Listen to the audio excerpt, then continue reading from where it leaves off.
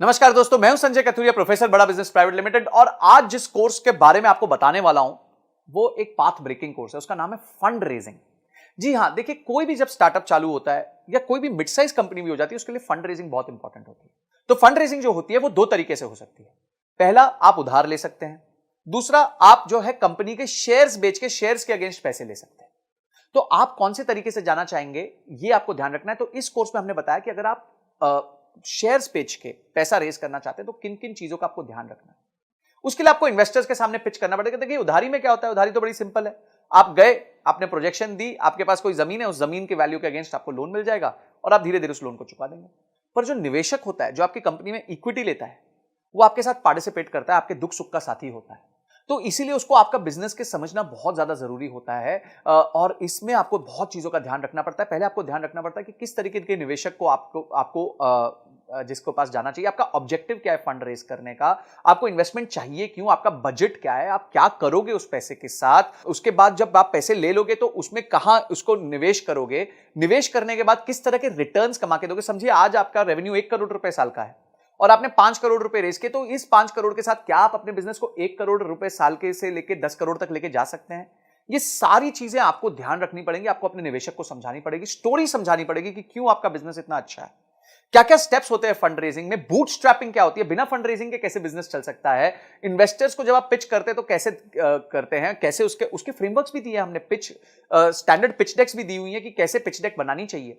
उसके बाद आपके प्रोटोटाइप्स क्या होते हैं पिचिंग के, आपके टर्म शीट क्या होती है, ड्यू डिलिजेंस क्या होता है जब लोग आपके बिजनेस को आके समझते हैं। उसके बाद किस तरीके का पेपर वर्क होता है, आपका शेयर होल्डर अग्रीमेंट क्या होता है, शेयर सब्सक्रिप्शन अग्रीमेंट क्या होता है, कंपनी की वैल्यू कैसे तय की जाती है कि भाई ये कंपनी 100 रुपए की है कि 200 रुपए की है। उसके बाद आप एंजल इन्वेस्टमेंट कैसे ला सकते हैं, वेंचर कैपिटलिस्ट को कैसे ला सकते हैं। और उसके साथ साथ हमने ये देखा है कि कुछ अच्छे एंटरप्रेन्योर्स से मिलके हमने ये पता किया कि उन्होंने फंड रेज कैसे किया था, उनकी जर्नी कैसी रही है, उनके लिए कभी क्या प्रॉब्लम्स आई और उस प्रॉब्लम्स को उन्होंने कैसे सॉल्व किया। और अंत में जाके बॉम्बे स्टॉक एक्सचेंज में घंटी बजानी है, आईपीओ लेके आना है। तो किस तरीके से आप अपने बिजनेस को बिल्ड कर सकते हैं, कि इन्वेस्टमेंट बैंकर कौन होता है, उसका रोल क्या होता है आपके बिजनेस में, और किस तरीके से आपको फंड लाके देता है।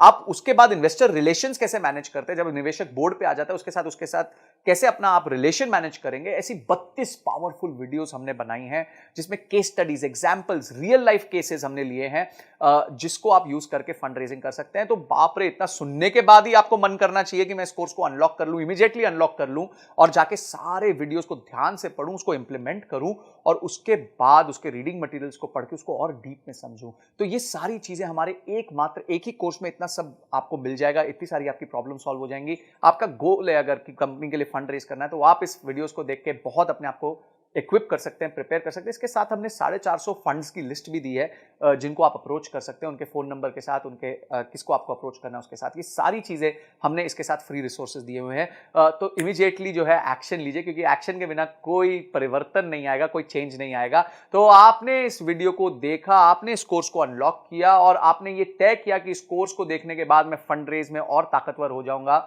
इन सब के लिए आपका बहुत बहुत धन्यवाद।